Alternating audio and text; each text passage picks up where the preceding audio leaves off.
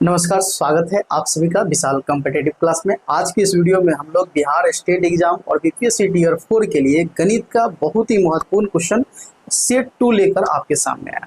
इससे पिछले वीडियो में ही मैंने आपको बताया था कि हम लोग हफ्ता में कम से कम 2 से 3 सेट क्वेश्चन आपके लिए लेकर आएंगे, जो आपके एग्जाम के दृष्टिकोण से काफ़ी इंपॉर्टेंट होने वाली है। सेट 1 में भी हम लोग 25 क्वेश्चन किए थे, आज हम देखने वाले हैं सेट 2, इसमें भी 25 क्वेश्चन करने वाले। ये जो क्वेश्चन है ना, ये बीपीएससी टीयर 3 तक जो एग्जाम हुई है वो और बिहार स्टेट जो भूतपूर्व एग्जाम हो चुकी है उसी पैटर्न पे आधारित ये क्वेश्चन का श्रृंखला है। ठीक है, इन क्वेश्चन को आप अगर अच्छे से करते हैं तो काफ़ी एग्जाम में बेनिफिट होगी, क्योंकि इसी टाइप का क्वेश्चन बिहार स्टेट में अब तक पूछा हुआ है। तो जाहिर सी बात है कि इस टाइप का पूछा हुआ है तो आगे भी इसी टाइप का सवाल बनने की संभावना है, या इससे थोड़े अपर लेवल की। तो सब टाइप के क्वेश्चन को हम लोग मिक्स करके इजी लेवल को भी, मॉडरेट लेवल को भी और एडवांस लेवल को भी क्वेश्चन को लेकर आए। चलिए, तो 25 क्वेश्चन का सेट है और बहुत ही प्यारा प्यारा क्वेश्चन है। आइए क्वेश्चन को सॉल्व करते हैं। चलिए, प्रश्न संख्या अगर 1 को अगर अच्छे से देखिए तो क्या कह रहा है। देखिए क्वेश्चन ये जो आप 1 देख रहे हैं, क्या कह रहा है कि दो परिमेय संख्याओं के बीच अधिकतम कितनी परिमेय संख्या हो सकती है। देखिए यहाँ 2-3 टाइप से पूछा जा सकता है। दो परिमेय बोले, इस कॉन्सेप्ट को समझिएगा, ये कॉन्सेप्ट 9th में बहुत अच्छे से पढ़ना है। दो परिमेय बोले या दो अपरिमेय बोले, दो अपरिमेय बोले। अब दो परिमेय या दो अपरिमेय के बीच चाहे आपसे अपरिमेय पूछे या फिर चाहे आपसे परिमेय पूछे, इस बात को ध्यान रखिएगा। आपसे ये कह दे कि बताइए दो परिमेय संख्या के बीच कितने परिमेय संख्या होते हैं, दो परिमेय संख्या के बीच कितने अपरिमेय संख्या होते हैं, या फिर दो अपरिमेय संख्या के बीच कितने अपरिमेय संख्या होते हैं या कितने परिमेय। मतलब ये जो आप देख रहे हैं, इस दोनों में से कुछ भी कहे, दो परिमेय या दो अपरिमेय के बीच, चाहे वो परिमेय पूछे चाहे अपरिमेय पूछे, उसका आंसर हमेशा अनंत ही होगा। इस बात को ध्यान रखिएगा। तो इस हिसाब से पूछा जा रहा है कि दो परिमेय संख्या के बीच अधिकतम कितनी परिमेय संख्या हो सकती है, तो अनंत हो सकती है। चलिए आगे आइए, प्रश्न संख्या 2 देखिए, बहुत ही महत्वपूर्ण अच्छा खासा सवाल है और चंद सेकेंडों का सवाल है। आपको जो कह रहा है cos 1 degree, cos 2 degree, cos 3 degree, dot dot dot dot dot cos 180 degree. मतलब ये हुआ cos 1 डिग्री से ये श्रृंखला शुरू हुआ है और cos 180 डिग्री तक चल रहा है। चलिए कोई बात नहीं है, इस 1 2 3 4 5 6 7 के सफर में एक cos 90 डिग्री का भी सफर आएगा। और आप जानते हैं कि cos 90 डिग्री का मान क्या होता है। तो cos 90 डिग्री का जो मान होता है ना, cos 90 डिग्री का वैल्यू क्या होता है, 0 होता है। अगर सब आपस में गुना में, अगर मान लेते हैं cos 1 डिग्री का वैल्यू कुछ भी हो, 2 डिग्री का कुछ भी हो, 3 डिग्री कुछ भी हो, 180 डिग्री कुछ भी हो, उस कुछ भी मान में अगर हम 0 से गुना करेंगे तो वैल्यू क्या होगा, 0 हो जाएगा। तो इस बात को ध्यान रखिएगा। तो इसका जो आंसर होगा ऑप्शन नंबर आपका सी हो जाएगा। ठीक है, चलिए एक क्वेश्चन आपके लिए यही पे रियलाइज कर देते हैं कि अगर पूछ दे साइन 0 डिग्री डॉट, मतलब साइन 0 डिग्री, फिर साइन 1 डिग्री, फिर साइन 2 डिग्री, इसी प्रकार डॉट डॉट साइन 180 डिग्री कर दे। अब पूछे कि इसका मान बताइए क्या होगा, तो आप इसका आंसर कमेंट में बताइएगा कि क्या आंसर होगा। ठीक है, चलिए तो फिलहाल इस बात को आप समझे होइएगा। इसके बीच cos 90 आ रहा है, cos 90 का वैल्यू होता है 0, जिस वजह से इसका आंसर हो जाएगा 0। आगे प्रश्न संख्या 3 देखिए, बहुत ही अच्छा सवाल है कि अर्धवृत्त का कोण क्या होता है। देखिए ये आपका अर्धवृत्त हुआ। अब ये जो अर्धवृत्त हुआ ना, ये इसका केंद्र हुआ, तो अर्धवृत्त पे ये कोण बनता है ना, ये कोण कितना डिग्री का होगा। तो जाहिर सी बात है ये जो कोण बनता है ये समकोण होता है, अर्थात 90 डिग्री का होता है। तो ऑप्शन आपका सी हो जाएगा। बहुत ही प्यारा सा सवाल था। क्वेश्चन 4 देखिए, प्रश्न संख्या 4 कह रहा है कि ये जो एपी दिया हुआ है, इस एपी का 21वां पद क्या होगा। आप देखिए, सेट मारते होइएगा या बीपीएससी स्टेट का क्वेश्चन देखे होइएगा, तो इस टाइप का प्रश्न आपके एग्जाम में आया हुआ है। अब हमें 21वां पद पूछ रहा है, मतलब T21 पूछ रहा है। तो आपको हम पिछले वाले सेट में बताए थे कि इस टाइप का सवाल है ना, जितना यहाँ लिखा रहा है उससे एक कम कर दीजिए, मतलब a+20d कर दीजिए। कैसे होता है a+b, तो आप जानते हैं Tn बराबर a+n-1 इंटू डी, ये फॉर्मूला होता है। ठीक है, अंतिम पद का। तो 21वां पद यहाँ n है तो n-1 21 होगा, तो क्या हो जाएगा 21 - 1, 21 में से एक जगह पे क्या होगा 20t। अब जिसका जो मान है उस मान को डालिए। तो पहला पद जो देख रहे हैं ये 1 का वैल्यू हो गया, मतलब देखा जाए,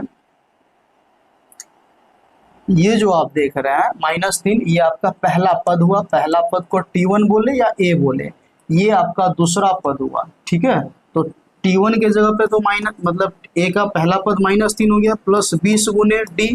अब D का मान निकालने के लिए क्या कीजिए, D बराबर जानते हैं T2 - T1, मतलब दूसरे पद में से आप पहले पद को घटा दीजिए, D निकल जाएगा। तो दूसरा पद क्या है, तो कहिएगा 4, माइनस पहला पद क्या है, तो -3। अब इसको घटाइएगा तो 4 का 4 माइनस प्लस हो जाएगा, मतलब माइनस इंटू माइनस हो गया प्लस, 4 3 हो गया 7। तो यहाँ पे कितना हो जाएगा 7, 20 सतह कितना हो जाएगा 140। तो -3 प्लस 140 कितना हो जाएगा 137। कोई ऑप्शन है, तो बिल्कुल ऑप्शन आपका डी नंबर हो जाएगा। मतलब जाहिर सी बात है, किस्मा पद पूछ रहा था, ए पहला पद, यहाँ दूसरा पद, तीसरा पद, चौथा पद, तो हम पहले एक, मतलब ये सब लिखना कोई जरूरी नहीं है, सब तो देखने की पता चलता है कि पहला पद -3 है, तो 4 में से -3 जाएगा तो 7 हो गया डी का वैल्यू।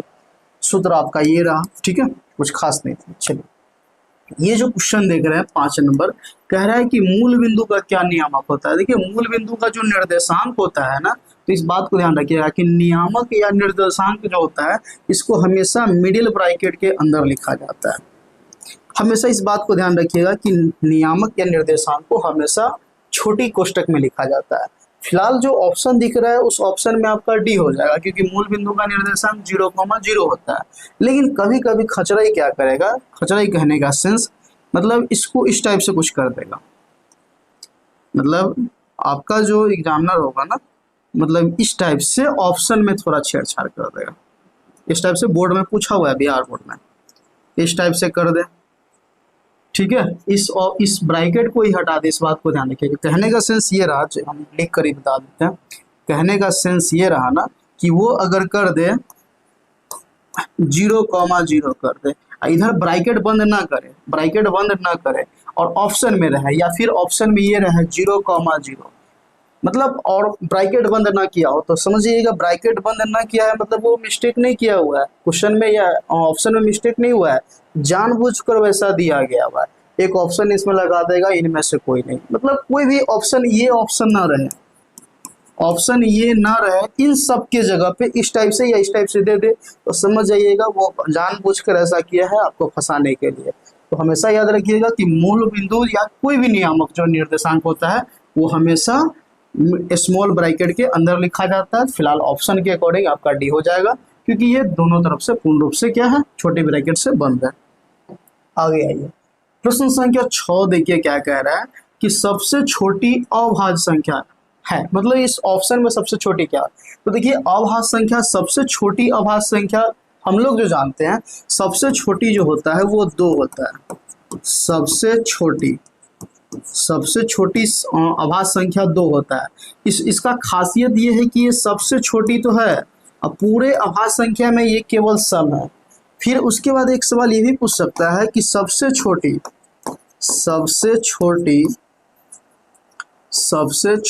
विषम अभाज्य संख्या, इस बात को भी ध्यान रखिएगा, विषम अभाज्य संख्या।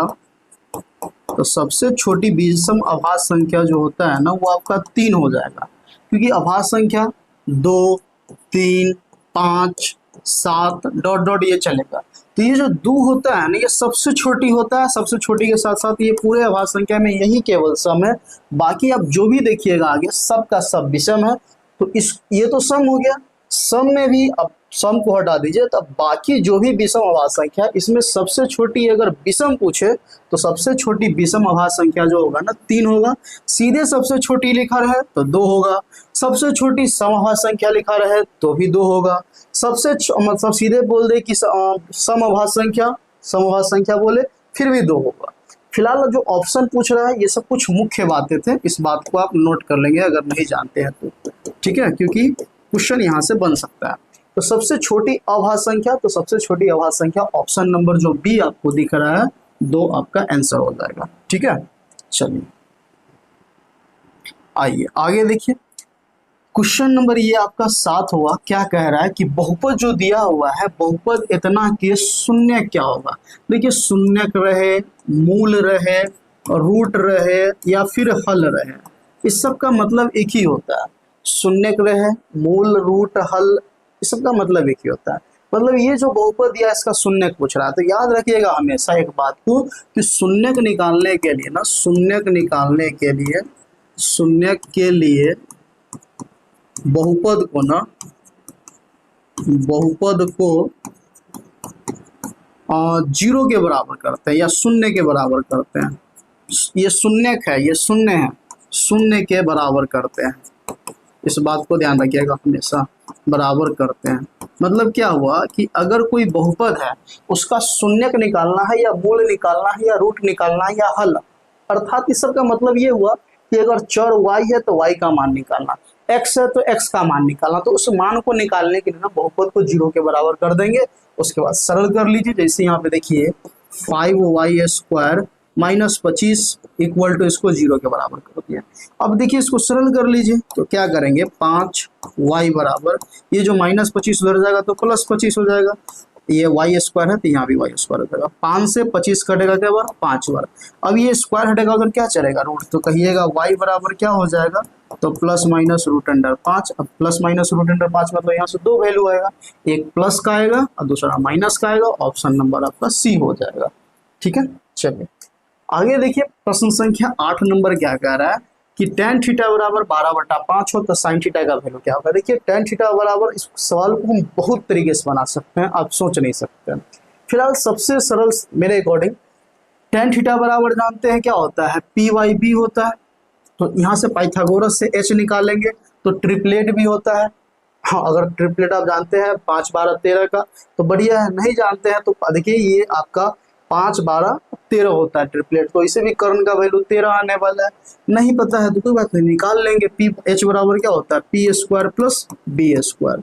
तो p का वैल्यू देखिए, p का वैल्यू कितना है 12, 12 का स्क्वायर 144 प्लस 5, 5 का स्क्वायर 25, जोड़िएगा तो 169, 169 किसका हो गया, तो कहिएगा 13 का। h का वैल्यू 13 आ गया। हमसे पूछा जा रहा है साइन थीटा का, तो साइन थीटा बराबर क्या होता है, तो कहिएगा p/h। p का वैल्यू देखिएगा तो 12 और h का वैल्यू अभी जस्ट निकाल लें, कितना आया है 13। देख लीजिए कोई 12/13 है तो ऑप्शन आपका ए ही हो जाएगा। ठीक है, चलिए आगे देखिए प्रश्न संख्या ये आपका हो जाएगा आई थिंक और कितना 9।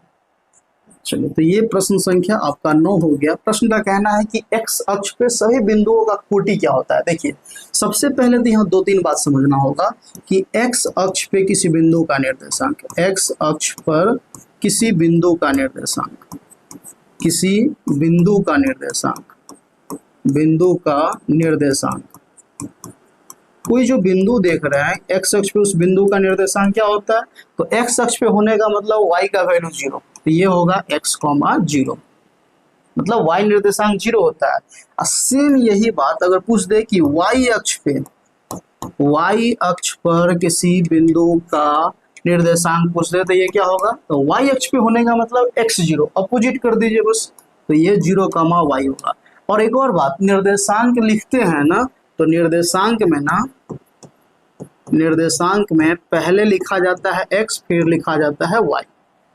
ठीक है, तो अब ये x अक्ष पे पूछे तो y निर्देशांक 0 मतलब y 0 हो गया, तो x, 0 हो गया।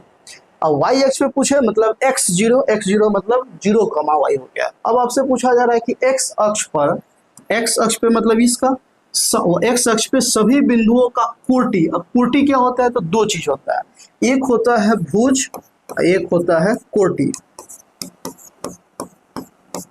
सुनिए, भुज बोलते हैं x को और कोटि बोलते हैं y को। भुज बोलते हैं x को, कोटि बोलते हैं y को। तो x अक्ष पे सभी बिंदुओं का जो कोटि होता है, मतलब कोटि कहने का मतलब y जो होता है वो क्या होता है, 0 होता है। देख सकते हैं ये जो आप 0 को देख रहे हैं यही आपका क्या है, कोटि है। तो x अक्ष पे कोई भी बिंदु होगा उसका जो निर्देशांक होगा उसमें y का वैल्यू 0, अर्थात कोटि का मान जो होगा वो 0 होगा। ऑप्शन आपका ए हो जाएगा।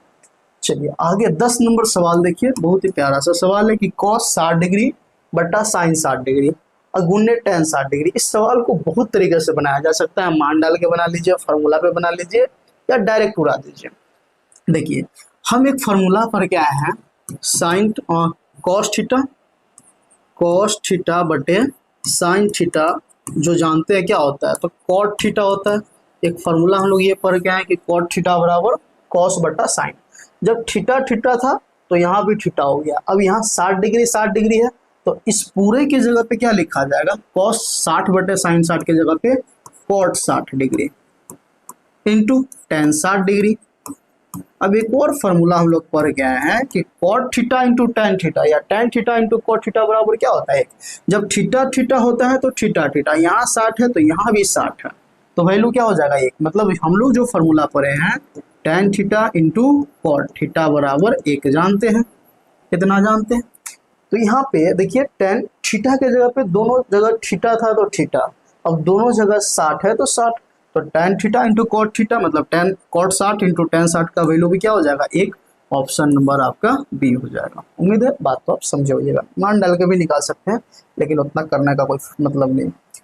चलिए आगे देखिए, प्रश्न संख्या 11 कह रहा है कि 2.13 फिर डबल 1 3 फिर ट्रिपल 1 3 फिर 4 1 फिर 3 डॉट डॉट ये श्रृंखला चल रहा है, बताइए ये कैसी संख्या है। तो हम आपको जब सेट 1 भी कराए थे तो वहाँ ये बताए थे कि दशमलव के बाद संख्या का कोई क्रम नहीं हो, मतलब सिलसिला मतलब रुके, दशमलव के बाद संख्या रुके ही नहीं, वो सिलसिला चलते रहे, वो भी कोई निश्चित क्रमानुसार न चले या किसी संख्या के पुनरावर्तित न हो। अगर पुनरावर्तित हो, रिपीटेशन हो तो वो परिमेय होगा। यहाँ कोई रिपीटेशन नहीं है, 1 अंक बाद 3, 2 अंक बाद 3, 3 अंक बाद 3, ये कोई रिपीटेशन नहीं है। रिपीटेशन तब होता जब लिखा होता 2.13 1 3 1 3 1 3, इसको बोलते हैं कि ये पुनरावर्तित हो रहा है।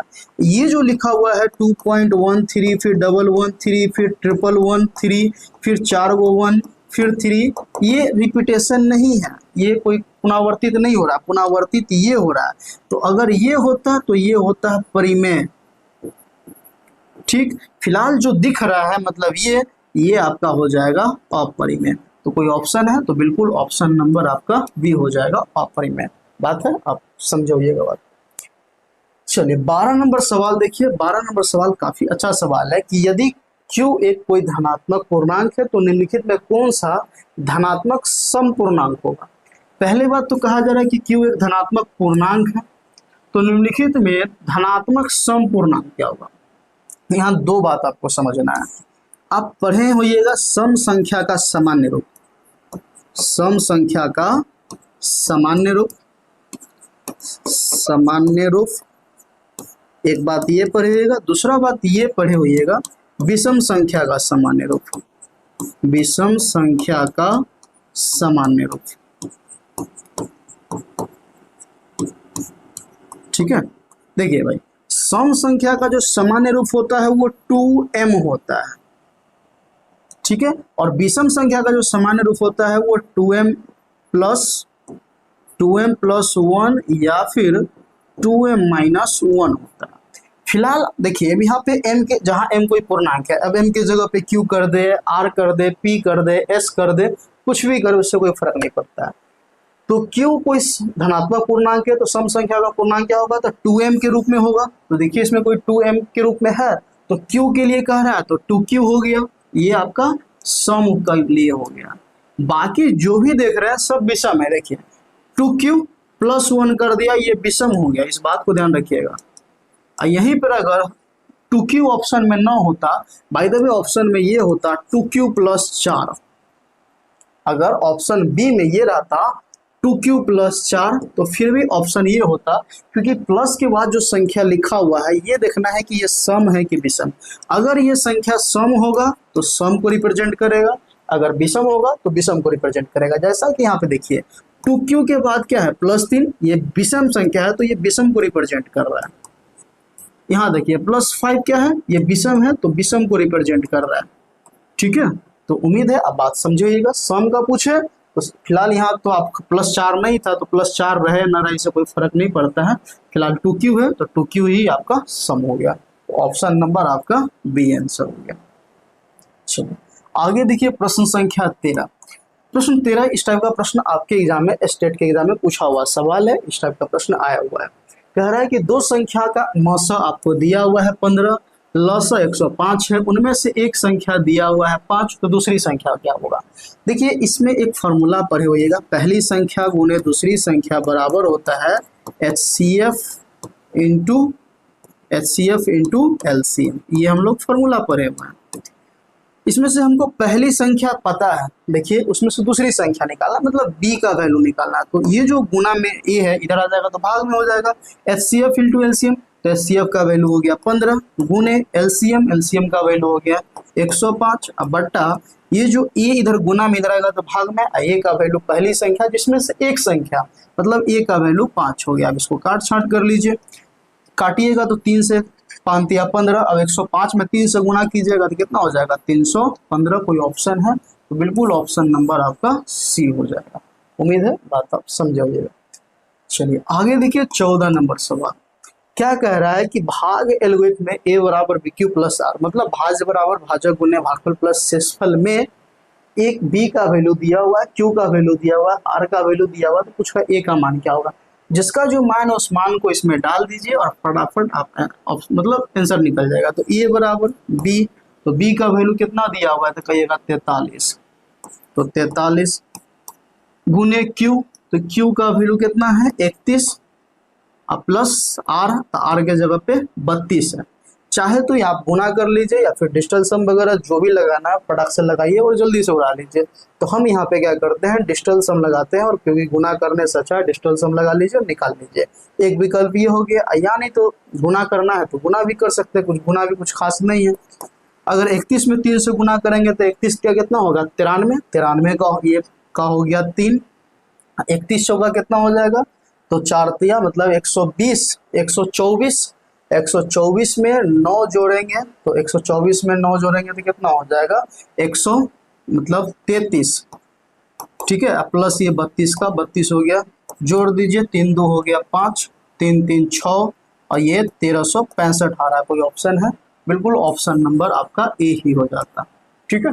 चलिए आगे आइए प्रश्न संख्या 15 देखिए। इस टाइप का सवाल आपके एग्जाम में बराबर पूछा जाता है, परिमेय अपरिमेय, खासकर स्टेट का जब एग्जाम होता है ना तो 2-3 क्वेश्चन परिमेय अपरिमेय से लिंक करके आपके एग्जाम में आता है। देखिए ये जो सवाल काफी अच्छा सवाल है, यहाँ डायरेक्ट आपसे पूछा जा रहा है कि ये जो दिया हुआ है ना एक सिंप्लीफिकेशन दे दिया हुआ है और पूछ रहा है कि इसके टूटने के बाद जो संख्या प्राप्त होगा ना वो परिमेय होगा कि अपरिमेय होगा, मतलब इसको हल करने पर जो आंसर आएगा वो कैसी संख्या होगी। तो हमको तो हल नहीं करना, हमको ये पता करना है कि ये परिमेय होगा या अपरिमेय। तो परिमेय और अपरिमेय का सिंपल सा फंडा ये है कि रूट से बाहर निकल गया तो मतलब परिमेय और रूट में रह गया तो अपरिमेय।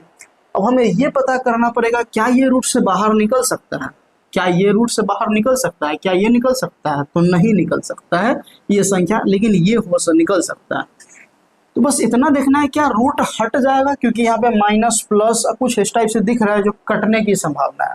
तो देखिए ये क्या है ना उससे में कोई मतलब नहीं है। देखिए हम अब ये जो परिमेय वाला है इसको छेड़छाड़ भी नहीं करेंगे, इससे हमको कोई वास्ता नहीं है। रूट अंडर 125 को आप लिखिएगा 5√5, क्योंकि 125 का अगर रूट तोड़िएगा तो जाहिर सी बात है क्या लिखिएगा 5 गुने 5 गुने 5, तो एक जोड़ा बाहर निकल जाएगा तो 5√5 हो गया, वो भी प्लस में। इसके आगे क्या है माइनस, माइनस में जैसे प्लस से गुना होगा तो माइनस हो जाएगा रूट अंडर 5। फिर ये देखिए प्लस है लेकिन इसके आगे क्या है माइनस, तो प्लस माइनस माइनस हो जाएगा 4√5। अब सोचिए 5√5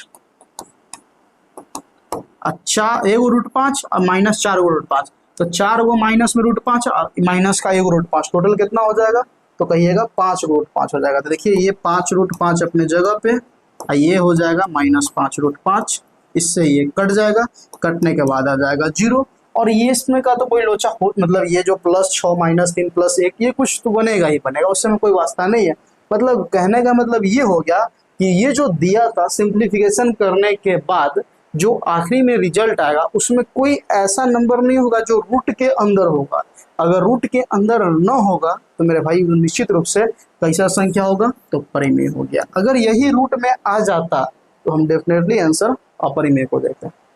चलिए आगे आइए प्रश्न संख्या 16 देखिए क्या कह रहा है। प्रश्न 16 का कहना है कि एक परिमेय संख्या और एक अपरिमेय संख्या का गुणनफल कैसी संख्या होगी। यहाँ दो बात हो सकता है, ठीक है। यहाँ दो बात हो सकता है। फिलहाल जो ऑप्शन है यहाँ बहुत पेचीदा सवाल है, अगर इसमें दो बातों को समझना पड़ेगा। फिलहाल ये जो सवाल दिया हुआ है इसमें पहले बातों को समझते हैं फिर आगे आपसे डिस्कस करते हैं। देखिए कह रहा है कि एक परिमेय, तो यहाँ उदाहरण के माध्यम से समझना पड़ेगा, बिना उदाहरण के सहयोग से आप नहीं बात को पकड़ पाइएगा जो हम कहना चाह रहे हैं। एक परिमेय संख्या और एक अपरिमेय संख्या का गुणनफल, तो कोई भी एग्जांपल लेते हैं। चलिए एक परिमेय संख्या हम मान लेते हैं, परिमेय मान लेते हैं 2 और अपरिमेय मान लेते हैं √2। परिमेय और अपरिमेय का आपस में गुणा करेंगे, मतलब परिमेय गुणे अपरिमेय, ये कितना हो जाएगा 2√2। तो आप कहिएगा ये जो आया है ना रूट में है, मतलब ये अपरिमेय है। चलिए इस हिसाब से ऑप्शन आपका बी होना चाहिए। लेकिन मेरा कहना है कि रुकिए थोड़ा, अभी बातों को थोड़ा और समझिए, इसके अंदर तनका चलते हैं। अगर किसी की इच्छा होगी कि यहाँ एक परिमेय बोल रहा है तो कोई भी परिमेय संख्या ले सकते हैं, कुछ भी ले सकते हैं जो परिमेय हो। तो यहाँ 2 न लेकर अगर हम 0 ले लें, तो अगर परिमेय के जगह पे 0 कर दें और अपरिमेय के जगह पे जो लेना है लीजिए, उससे कोई फर्क नहीं पड़ता है, तो √2 ही ले लेते हैं। अब सोचिए थोड़ा, 0 में किसी संख्या से गुना करें, 0 में किसी संख्या से गुना करें तो क्या आ जाएगा 0 आ जाएगा। 0 किसी संख्या है तो कहिएगा परिमेय। तो अब यहाँ आंसर क्या होना चाहिए, आपके अकॉर्डिंग तो दोनों आ रहा है, परिमेय भी आ रहा है अपरिमेय भी आ रहा है। देखिए ये जो सवाल दिया हुआ है ना, इस सवाल के अकॉर्डिंग सीधे कह रहा है एक परिमेय और एक अपरिमेय संख्या का गुणनफल क्या होगा, तो परिमेय भी हो सकता है अपरिमेय भी हो सकता है। इसी सवाल में अगर लिखा रहता एक अशून्य परिमेय संख्या, एक अशून्य परिमेय संख्या और एक परिमेय संख्या का गुणनफल, तो अशून्य मतलब शून्य को छोड़कर, उस स्थिति में आपका आंसर अपरिमेय होता। लेकिन यहाँ पे जो पूछ रहा है कि एक परिमेय और एक अपरिमेय संख्या का गुणनफल, तो उस स्थिति में परिमेय भी हो सकता है, उस स्थिति में अपरिमेय भी हो सकता है। तो ऐसा मानकर चलिए ऑप्शन सी में रहता कि ए और बी दोनों, ठीक है, ए और बी दोनों रहता, इस हिसाब से ऑप्शन सी होता। बात आप समझ गए। कह रहा है एक परिमेय और एक अपरिमेय, तो कोई भी हम परिमेय संख्या ले सकते हैं, कोई भी अपरिमेय संख्या ले सकते हैं, उसका जब आपस में गुणा किए तो हमें प्राप्त हुआ अपरिमेय। जैसा कि एग्जांपल दे सकते हैं, जैसे 2 ले लिए √2 ले लिए। लेकिन बात जब परिमेय हम अगर 0 लेते हैं ना, और 0 में कोई भी अपरिमेय संख्या से गुणा करेंगे तो 100% वो 0 ही आएगा, और 0 कैसा संख्या है तो एक परिमेय संख्या है। तो उस स्थिति में परिमेय, इस अकॉर्डिंग परिमेय भी हो रहा है अपरिमेय भी हो रहा है, तो निश्चित रूप से ऑप्शन सी में होता ए बी दोनों। तो ऑप्शन सी पे हम चले जाते हैं।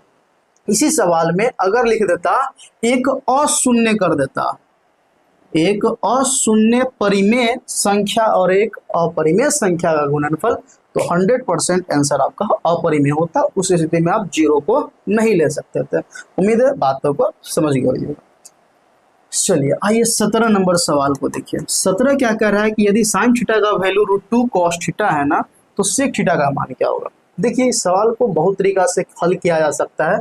देखिए यहाँ जो cos थीटा है ना, इसको उठाकर इधर ले आइए, तो इधर उठाकर लाइएगा तो क्या लिखा जाएगा, लिखा जाएगा साइन थीटा बटे cos थीटा बराबर हो गया √2, साइन बटा cos हो गया tan थीटा, और tan थीटा का वैल्यू √2 होता है, तो 1 दे दीजिए। और ये आपका हो गया P, ये आपका हो गया बी। पाइथागोरस से h निकाल लीजिए, तो h बराबर p का स्क्वायर, तो p के जगह पे कितना है तो कहिएगा p के जगह पे √2 है, तो √2 का स्क्वायर, अब प्लस b के जगह पे 1 का स्क्वायर, √2 का स्क्वायर हो जाएगा 2 मतलब √2 का स्क्वायर हो गया 2, अब प्लस 1 का स्क्वायर 1, √2 और इसको जोड़िएगा तो हो जाएगा √3। एक विकल्प तो ये था। तो आपसे पूछा जा रहा है सेक थीटा, तो सेक थीटा बराबर क्या होता है, तो सेक थीटा बराबर h/b होता है। h का वैल्यू आया है √3, h का वैल्यू √3 और b का वैल्यू आप देख लीजिए 1, √3/1 मतलब √3, ऑप्शन नंबर आपका बी हो जाता है।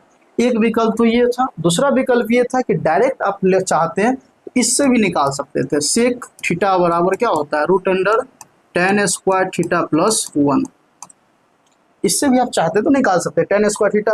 tan थीटा का वैल्यू देखिए √2, तो √2 का स्क्वायर 2 और +1 मतलब ले देकर बात आंसर उठती नहीं आता। तो डायरेक्ट आप इस सर्व समीकरण के अकॉर्डिंग भी आप निकाल सकते थे, या नहीं तो लंबकरण के आधार पर भी निकाल सकते थे, इच्छा आपकी। एग्जाम में ये करने से बेहतर है आप इस पे चले जाइए। चलिए आगे देखिए, आगे 18 नंबर प्रश्न क्या कह रहा है। प्रश्न संख्या 18 का कहना है कि त्रिभुज एबीसी में 2 शीर्ष दिया हुआ है, केंद्रक का निर्देशांक दिया हुआ है, तो तीसरे शीर्ष का वैल्यू क्या होगा। देखिए अगर कोई ट्रायंगल होगा, ये त्रिभुज हुआ एबीसी, ए बी सी, तो ए का निर्देशांक देखिए 2,3 कह रहा है, बी का निर्देशांक आपको दिया हुआ है 1,-3, सी का निर्देशांक हमें ज्ञात करना है। तो नहीं पता है तो मान लेते हैं x, y। और यहाँ जो केंद्रक G होगा ना, इस G का निर्देशांक लिखा हुआ है 3,0। ठीक है, तो फॉर्मूला जो होता है ना केंद्रक G का निर्देशांक, केंद्रक G का निर्देशांक बराबर फॉर्मूला होता है, निर्देशांक बराबर फॉर्मूला जो होता है वो फॉर्मूला क्या होता है, तो हम यहाँ लिखते रहे, वो होता है x1 plus x2 plus x3 बटा 3 comma y1 plus y2 plus y3 बटा 3। अब सोचिए थोड़ा गौर से, केंद्रक G का निर्देशांक ऑलरेडी दिया हुआ है कितना, तो कहिएगा 3,0, x1 plus x2 plus x3, देखिए ये जो होगा ना ये कहलाएगा x1, y1 ए का निर्देशांक, जो b का होगा वो कहलाएगा x2, y2, और जो c का होगा वो कहलाएगा x3, y3। अब खुद सोच लीजिए, x1 plus x2 plus x3 मतलब 2 जोड़ 1, मतलब यहाँ लिखेंगे तो 2 जोड़ 1 जोड़ x बटा 3 हो जाएगा, comma y1 plus y2 plus y3 मतलब 3 जोड़ माइनस का 3 और जोड़ y, अब बटा हो जाएगा 3। अब थोड़ा गौर से सोचिए, तो 3,0 का ये 3,0 हो जाएगा, 2 1 कितना होगा 3, और 3 में x जोड़िएगा तो क्या हो जाएगा 3 जोड़ x, अब बटा हो गया 3, कॉमा माइनस का 3 और प्लस का 3 कट जाएगा, ये हो गया y बटा 3। जैसे तुलना कीजिएगा तो देखिए ये x हुआ और ये y हुआ, नियामक निर्देशांक या नियामक में पहला बिंदु x का, दूसरा y का, तो x का तुलना x के साथ कर दीजिए और y का तुलना y के साथ कर लीजिए। ठीक है, मतलब 3 इक्वल टू हो जाएगा, अब यहाँ पे हम तुलना करें तो 3 इक्वल टू हो जाएगा 3 प्लस x बटा 3, क्रॉस मल्टीप्लिकेशन करेंगे तो 1 में इससे गुना होगा तो ये हो जाएगा 3 प्लस x, 3 तिहाई 9, ये जो प्लस का 3 देख रहे हैं उधर जाएगा तो माइनस का 3, तो 9 में से 3 घटेगा तो x का वैल्यू कितना आ गया 6 आ गया। इसमें कोई x का वैल्यू 6 है, देखिए देखने ही से लग रहा ऑप्शन सी हो जाएगा क्योंकि x के जगह पे 6 है। चलिए हम y भी निकाल कर देखते हैं, तो y के लिए क्या है 0 इक्वल टू y बटा 3। तो सोचिए थोड़ा गौर से, अगर 0 का तुलना हम y बटा 3 से करते हैं या न कुछ एक देकर अगर हम क्रॉस मल्टीप्लिकेशन करेंगे तो 1 में y से गुना करेंगे तो y हो जाएगा और 0 में 3 से गुना करेंगे 0 हो जाएगा, इसीलिए x का वैल्यू 6 और y का वैल्यू 0, ऑप्शन नंबर आपका सी हो जाएगा। लेकिन एग्जाम में इतना लाम झाम करने की जरूरत नहीं था, इतना टाइम कहाँ है जो इतना करने जाएंगे। एग्जाम में तो सिर्फ बेसिक, ये तो हम आपको बेसिक बात बता रहे थे पूरा एकदम तोड़ ताड़ कर, लेकिन एग्जाम में इतना करने की कोई जरूरत नहीं, फिगर बनाने की कोई जरूरत नहीं है, ये लाम झाम लिखने की कोई जरूरत नहीं है। माइंड में सीधा करते क्या कि माइंड में हम क्या करते, सो देखिए अगर यही बात एग्जाम में होता तो एग्जाम में कैसे करते हैं हम, ये फार्मूला मेरे दिमाग में रहना चाहिए x1 plus x2 plus x3 बटा 3, y1 plus y2 plus y3 बटा 3। तो हम जोड़ते 2 जोड़ 1 हो गया 3, और 3 में केंद्रक c, मतलब ये तो है नहीं, c का निकालना है तो ये जोड़ते x, तो 2 1 हो जाता 3 और 3 जोड़ x बटा 3, ये माइंड में करते हैं, सीधे यहाँ पे पहुँचते हैं 3 जोड़ x बटा 3, सीधे ये बात लिखते हैं, फिर कॉमा प्लस 3 माइनस 3 कट गया, बच गया y, माइंड में ही चलता y बटा 3, और जो केंद्रक G है ना, केंद्रक G इसको इतना के बराबर, सीधे इस सब को छोड़ते सीधे एग्जाम में हम यहाँ पे टर्न मारते हैं केवल, यहाँ से तुलना करते, इसका एक बार तुलना करते, यहाँ 0 है तो देखने से पता चल रहा है y का वैल्यू 0 आ जाएगा। तो ये डिपेंड करता है आप पे, आपके मतलब स्टेमिना पे निर्भर करता है कि IQ लेवल आपका किस टाइप से काम कर रहा है, बातों को किस टाइप से, अगर बेसिक क्लियर है तो आप एडवांस की ओर थोड़ा मूव जरूर कर पाइएगा, धीरे धीरे बातों को जरूर पकड़ पाइएगा। ठीक है, तो ये फार्मूला हम इसलिए लिख दिए ताकि बातों को समझाना था। अगर हम सपोज दैट इसको हम उड़ाना होता तो सीधे माइंड में लिखा, माइंड में फॉर्मूला चलता है x1 plus x2 plus x3 बटा 3, सीधे जोड़ते तो 2 1 हो जाता 3 प्लस x बटा 3 और माइनस यहाँ पे जो देख रहे हैं ये सीधे काटते प्लस 3 माइनस 3 कट गया, मतलब बच गया y बटा 3। इसी का वैल्यू दिया हुआ है कितना 3,0 दिया हुआ है।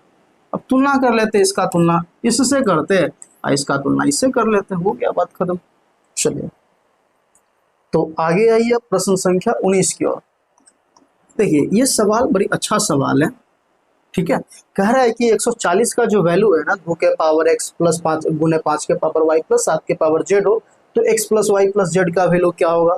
हो सकता है ऐसे पूछ दे सवाल कि 3x plus 2y minus 3z का वैल्यू क्या होगा। हो सकता है इसे पूछ दे कि x minus 2y plus 3z का वैल्यू क्या होगा, मतलब कुछ भी पूछा जा सकता है।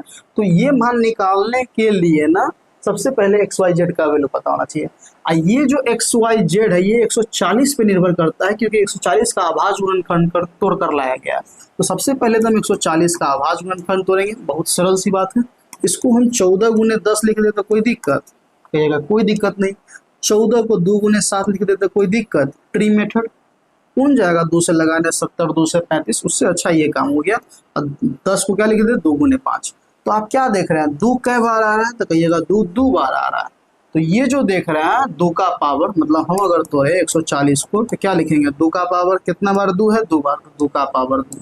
5 कितने बार 1 बार तो 5 का पावर 1। 7 कितने बार तो 1 बार 7 का पावर 1।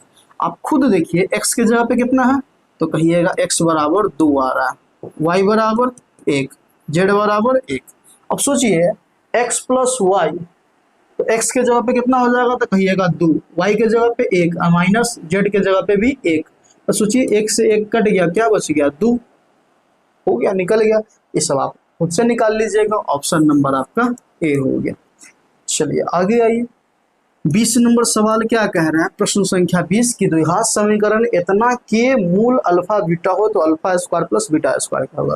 देखिए यहाँ बहुत टाइप का पूछ देगा, alpha square plus beta square क्या होगा, 1 by alpha plus 1 by beta क्या होगा, अल्फा बटे बीटा प्लस बीटा बटे अल्फा क्या होगा। मतलब यहाँ पे ना बहुत सारा वैरायटी बन जाता है, हम सब वैरायटी लिख देते हैं, सबका फॉर्मूला लिख देते हैं। 1 by alpha plus 1 by beta का जो वैल्यू होता है ये माइनस बी बाई सी के बराबर होता है। ये जो पूछ रहा है alpha square plus beta square, इसका जो वैल्यू होता है ये होता है अल्फा प्लस बीटा का whole square, alpha plus beta का होल स्क्वायर और माइनस कर दीजिए 2 अल्फा बीटा, ठीक है।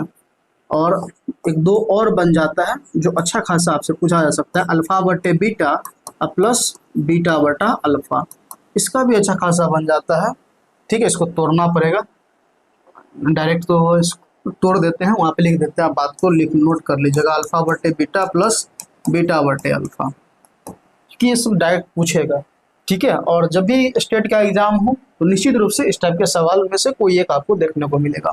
इसको अगर करते हैं ना तो बटा पर का जोड़ करेंगे तो अल्फा इंटू बीटा का हो जाएगा अल्फा इंटू बीटा, ये हो जाएगा cross multiplication alpha square plus beta square. अब गौर से देखिए alpha square plus beta square का वैल्यू आप ऑलरेडी निकाल के बैठे हैं, तो alpha square plus beta square के जगह पे लिखेंगे अल्फा प्लस बीटा का whole square minus 2 alpha beta, ठीक है। और यहाँ पे हो जाएगा अल्फा इंटू बीटा। चलिए मान डालते हैं अल्फा प्लस बीटा के जगह पे, हालांकि ये सवाल कुछ और कर रहा है लेकिन हम आपको ये सब नोट में लिख देते हैं ताकि आप इस बात को भी माइंड मेकअप करके रखिएगा, ठीक है। इसका हम फाइनली रिजल्ट लिख देते सो ज़्यादा बेटर रहता है। 1 मिनट रुकिए, इतना लाम झाम ये लिखने का कोई मतलब नहीं है, ठीक है। सीधे इसका रिजल्ट इस रूप में लिखेंगे तो ज़्यादा बेटर रहेगा। पहले इसी को तोड़ लेते हैं, इसको तोड़ते हैं तमगा अल्फा प्लस बीटा, क्योंकि यहाँ भी अपना काम हो जाएगा, अपना भी निकालना है आपको, जो निकालना है alpha square plus beta square निकालना है। इसको निकालने के लिए क्या कीजिएगा अल्फा प्लस बीटा का whole square minus 2 alpha beta ही कीजिएगा। इसको तोड़िए तो अल्फा प्लस बीटा के जगह पे लिखिएगा माइनस बी बाई ए का whole square minus 2 alpha beta, तो अल्फा इंटू बीटा बराबर सी बाई ए कर दीजिएगा। तो ये बी माइनस का स्क्वायर प्लस बी का स्क्वायर बी स्क्वायर ए का स्क्वायर ए स्क्वायर, तो ये आपका हो गया ए स्क्वायर माइनस 2c बटा ए, बटा पर का जोड़ कीजिएगा तो ए स्क्वायर का ए स्क्वायर हो गया, ए स्क्वायर और ए का लसा यहाँ हो जाएगा बी स्क्वायर माइनस 2ac हो जाएगा। ठीक है, मतलब ये रहा कि अल्फा प्लस बीटा का स्क्वायर जो होगा अल्फा प्लस बीटा का स्क्वायर माइनस 2 अल्फा बीटा हो गया, इसका हो गया माइनस बी वाई ए का होल स्क्वायर, इसका सी वाई ए हो गया, तो बी स्क्वायर बटा ए स्क्वायर, ये 2c बटा ए प्लस इतना हो गया। चलिए, मतलब ये हुआ कि अल्फा प्लस बीटा का जो फाइनल वैल्यू आया ये आ गया। मतलब आप डायरेक्ट माइंड में इतना याद रखिएगा, B square minus 2 alpha beta. ठीक है, मतलब सॉरी अल्फा बीटा में क्या लिख रहा है, बी स्क्वायर माइनस 2ac बटा ए स्क्वायर। ठीक है, इसका वैल्यू निकल गया, यहाँ से डायरेक्ट यहाँ पे मान डालेंगे एबीसी का, डायरेक्ट निकल जाएगा। अब इसको तोड़ रहे थे ना, तो इसको भी थोड़ा तोड़ ही लेते हैं ताकि ये भी रिजल्ट आपका क्लियर हो गया। तो इतना इस पूरा के जगह पे आप क्या लिखिएगा, तो पूरा के जगह पे इसको हम हटाते हैं, इस पूरा के जगह पे आप लिखेंगे बी स्क्वायर माइनस 2ac बटा ए स्क्वायर, ये हो गया मूल बटा अल्फा इंटू बीटा के जगह पे सी वाई ए कीजिएगा। ठीक, अब इसको मिटा दीजिए, अब इसको तोड़ लीजिए, जब पलटिएगा ना तो पलटिएगा तो क्या हो जाएगा, बी स्क्वायर माइनस 2ac बटा ए स्क्वायर, अगुने ये पलटेगा तो ए वाई सी हो जाएगा, ए से स्क्वायर कट गया, मतलब फाइनल आंसर आ गया बी स्क्वायर माइनस 2ac बटा ए सी आ गया। मतलब कल दिन आपसे पूछे कि बताइए, सब कुछ यही रहे, यहाँ पे कर दे अल्फा बटा बीटा प्लस बीटा बटा अल्फा का मान, मतलब ये इसका मान पूछ दे, तो इसके जगह पे आप डायरेक्ट लिखेंगे बी स्क्वायर माइनस 2ac बटा ए सी। तो ये तीन चीजें, इस तीनों को आप नोट कर लेंगे माइंड में, इसको 2-3 बार रिवीजन कीजिएगा, बात क्लियर हो जाएगा। चलिए बढ़े आगे। अब आप हमसे जो पूछा जा रहा है ना उस पर चलते हैं। हमसे क्या पूछा जा रहा है, तो हमसे पूछा जा रहा है alpha square plus beta square. तो alpha square plus beta square बराबर क्या होता है, तो कहिएगा बी स्क्वायर माइनस 2ac बटा होता है ए स्क्वायर। देखिए यहाँ ना कुछ है तो एक, ये आपका ए का वैल्यू हो गया, ये आपका बी का वैल्यू हो गया, और ये जो 5 दिख रहा है सी का वैल्यू हो गया, मान डाल दीजिए। तो बी स्क्वायर, तो बी के जगह पे हो जाएगा 6 का स्क्वायर माइनस 2 गुने ए के जगह पे 1, सी के जगह पे हो गया 5 बटा ए स्क्वायर। तो ए के जगह पे कितना है, 1 का स्क्वायर 1 होगा, इसको तोड़ लीजिए, 6 का स्क्वायर कितना हो जाएगा 36 माइनस 5 दूना 10, और 36 में से 10 जाएगा कितना हो जाएगा 26। कोई ऑप्शन है तो बिल्कुल ऑप्शन आपका सी हो जाएगा। तो माइंड में अगर ये बात अगर याद रहे ना तो डायरेक्ट काम बन जाएगा, अन्यथा आपको तोड़ना पड़ेगा एग्जाम हॉल में। जैसे ही तोड़ने गए तो समझिए 2 से 3 क्वेश्चन का समय इसमें लैप्स हो जाएगा। इस बात को ध्यान रखिएगा, इस बात को, इसका जो रिजल्ट होता है ना, इस रिजल्ट आपके माइंड में याद रहना चाहिए कि किसका किसके बराबर वैल्यू होता है। चलिए, जैसे 1 जैसे अल्फा प्लस बीटा बराबर याद रहता है ना कि माइनस बी वाई ए होता है, अल्फा इंटू बीटा बराबर याद है ना सी वाई ए होता है। उसी प्रकार आप इसको भी माइंड में रखा कीजिए कि 1/अल्फा प्लस 1/बीटा बराबर क्या होगा, alpha square plus beta square क्या होगा, 1/अल्फा प्लस मतलब अल्फा बटे बीटा प्लस बीटा बटा अल्फा बराबर क्या होगा, एग्जाम में आने की संभावना है। चलिए 21 नंबर सवाल देखिए क्या कह रहा है कि द्विघात समीकरण इतना का एक मूल 4 हो तो दूसरा मूल क्या होगा। इसको 2 टाइप से आप सॉल्व कर सकते हैं, या तो अल्फा प्लस बीटा के कॉन्सेप्ट पे लेकर चल जाइए माइनस बी वाई ए, या अल्फा इंटू बीटा के कॉन्सेप्ट पे लेकर चले जाइए सी वाई ए। अब 2 मूल होता है, एक होता है अल्फा, दूसरा होता है बीटा। तो इसमें से अल्फा सपोजेट 4 दे दिया, तो आपसे बीटा पूछ रहा है, आप कहीं भी डालिए मान निकल जाएगा। हम फटाक से यहाँ पे डालते हैं, चलिए या यहीं पे डालते हैं पहले। चलिए अल्फा के जगह पे 4 डालेंगे, प्लस हो गया बीटा बराबर माइनस का हो गया माइनस बी का वैल्यू देखिए, तो यहाँ ना कुछ है तो बी के जगह पे 1 है और ए के जगह पे भी 1 है, तो यहाँ हो जाएगा 1 और ए के जगह पे भी 1 हो जाएगा। तो ये जो 4 प्लस बीटा का 4 प्लस बीटा हुआ, माइनस 1/1 मतलब माइनस 1 हो गया। ये जो प्लस का 4 हो जाएगा तो माइनस का 4, मतलब बीटा बराबर -1 माइनस 4, टोटल कितना हो जाएगा -5। कोई ऑप्शन है, बिल्कुल ऑप्शन सी हो गया। चलिए किसी की इच्छा होती है कि नहीं हम इस पे नहीं चले, हम इस पे चले, तो चलिए इस पे निकालते हैं। क्या इस पे भी आता है वही, तो अल्फा के जगह पे 4, बीटा के जगह पे बीटा बराबर सी का वैल्यू, तो सी के जगह पे कितना है तो कहिएगा -20 है, और ए के जगह पे तो ए के जगह पे 1 है, काट दीजिए 4 पंचे 20, मतलब बीटा का वैल्यू यहाँ से भी -5 आ रहा है। तो मर्जी आपकी, आप अल्फा प्लस बीटा से तोड़िए या अल्फा इंटू बीटा से तोड़िए, एक मूल दिया था, दूसरा मूल आपके सामने है। चलिए आगे देखिए प्रश्न संख्या 22। प्रश्न 22 का कहना है कि सरल रेखा x बराबर -2 और y बराबर 3 का कटान बिंदु क्या होगा। सोचिए थोड़ा गौर से, जो निर्देशांक होता है या कटान बिंदु होता है वो x, y के रूप में होता है, और x के जगह पे क्या बोल रहा है चिपकाने के लिए, तो x के जगह पे भैया -2 डालिए और y के जगह पे 3 डालिए, तो डाल दीजिए। x के जगह पे जैसे -2 डालिएगा, y के जगह पे 3 डालिएगा, कोई ऑप्शन मैच कर रहा है तो देखिए बिल्कुल होगा -2, 3। ऑप्शन नंबर ए ही हो गया इसका कटान बिंदु। बात हो गया खत्म, बड़ी सरल सा सवाल था। चलिए आगे आइए 23 नंबर सवाल, अच्छा खासा सवाल है। कह रहा है निर्देशांक ज्यामिति का सवाल है कि बिंदु P ay2, 4, ये जो बिंदु है ना, ये बिंदु A और B को जोड़ने वाले रेखाखंड का मध्य बिंदु है। अब मध्य बिंदु का कॉन्सेप्ट अगर याद है तो सवाल 2 लाइन में सॉल्व हो जाएगा, सच में 2 लाइन में सॉल्व हो जाएगा, और नहीं याद है तो 5-6 लाइन, वही बेसिक कॉन्सेप्ट पे चलना पड़ेगा। तो हम पहले आपको बेसिक मेथड से समझाते हैं, फिर इसको एडवांस टाइप से भी उड़ाने का बात करते हैं। पहले तो 2 बिंदु है, ए जिसका निर्देशांक है -6,5, एक बिंदु है बी जिसका निर्देशांक है -2,3। इस बिंदु ए से इस बिंदु बी को मिला देंगे तो एक रेखाखंड प्राप्त हो गया ए बी। इसके बीचों बीच में ना ये बिंदु है P जिसका निर्देशांक आपको दिया हुआ है a/2,4। तो बोल रहा है कि इस a का वैल्यू निकालिए। तो मध्य बिंदु का जो निर्देशांक होता है मध्य बिंदु P, तो मध्य बिंदु P का जो निर्देशांक होगा वो दिया हुआ है a/2 बराबर मतलब 4। इतना का जो वैल्यू होगा ये होगा x1 + x2/2